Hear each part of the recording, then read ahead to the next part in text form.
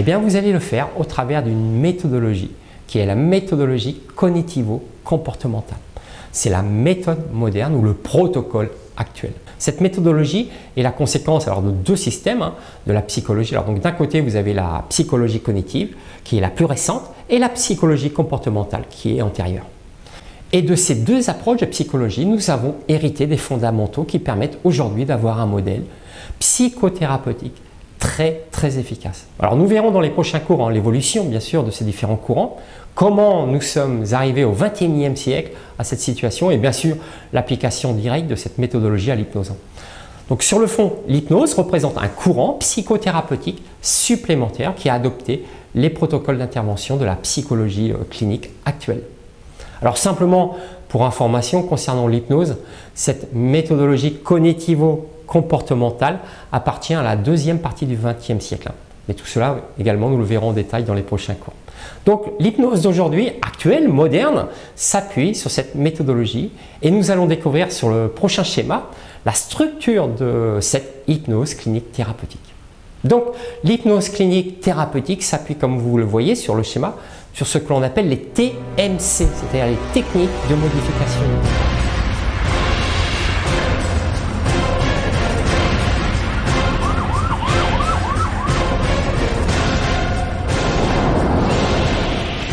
L'intervention de la mémoire dans nos processus d'apprentissage est quelque chose de fondamental. Alors ceci est valable pour un apprentissage naturel, mais c'est également valable pour un apprentissage thérapeutique ou comme dans le cas de l'hypnothérapie.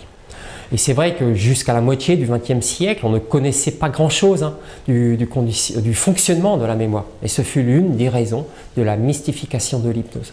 Pourquoi? Car l'hypnose arrivait à faire des choses qui étaient difficilement explicables. Par exemple, sous hypnose, au milieu du XXe siècle, un sujet était capable de se souvenir d'une plaque d'immatriculation lors d'un accident ou d'un visage d'une personne impliquée dans un délit, etc., etc.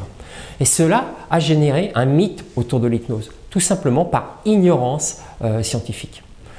À cette époque, on ne savait pas comment fonctionnait notre mémoire, on ne connaissait pas la mémoire à court terme, ni la mémoire à long terme, on ne connaissait pas la mémoire épisodique, donc on extrapolait, on imaginait. Alors la mémoire typiquement était considérée comme un labyrinthe dans lequel l'hypnose pouvait entrer et chercher ce que les uns souhaitaient extraire, c'est-à-dire extraire un contenu, une information, etc. Et c'est ainsi qu'on voyait l'hypnose à cette époque. Mais dans la réalité, aujourd'hui, on sait que c'est complètement différent. On sait maintenant qu'avec l'hypnose, que l'extraction de ces informations non mémorisées est quelque chose d'impossible. On sait également maintenant qu'un souvenir mémorisé, au moment où on l'extrait, est partiellement faux, car la reconstruction que fait le cerveau des informations gardées dans la mémoire à long terme est toujours partielle. Dans la mémoire à long terme sont stockés des petits morceaux d'informations associés entre eux. Et au moment de la restitution, c'est-à-dire au moment du souvenir, il manque ces petits morceaux, ces petites parties. Et donc le cerveau va se charger de reconstituer de façon logique ces petits fragments ou morceaux manquants. Et donc il y a toujours une partie du souvenir qui est erronée. Et quand on essaie d'extraire un souvenir, et lorsqu'il n'existe pas de souvenir, on obtient 100% de souvenirs erronés.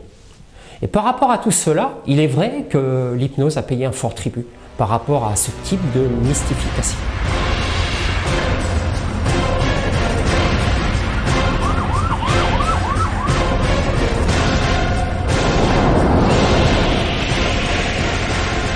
Alors maintenant, vous savez que l'apprentissage s'appuie sur des concepts concrets qui sont l'attention, la perception et la mémoire.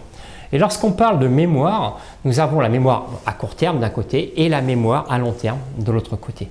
Et c'est par cette voie que se procurent les apprentissages. Donc aujourd'hui, on sait que c'est par ce canal qui se procurent les apprentissages et non pas par un canal inconscient comme le pensait Freud. Mais il est évident que Freud n'avait pas toute l'information, n'avait pas les moyens techniques, les études des neurosciences pour définir ces théories.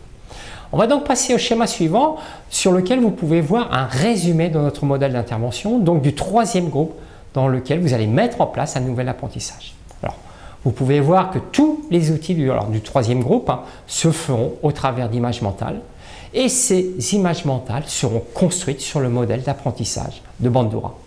C'est-à-dire que vous ferez visualiser à votre client un miroir dans lequel il apprendra un nouveau comportement. Et en observant, il apprendra le contenu du secret.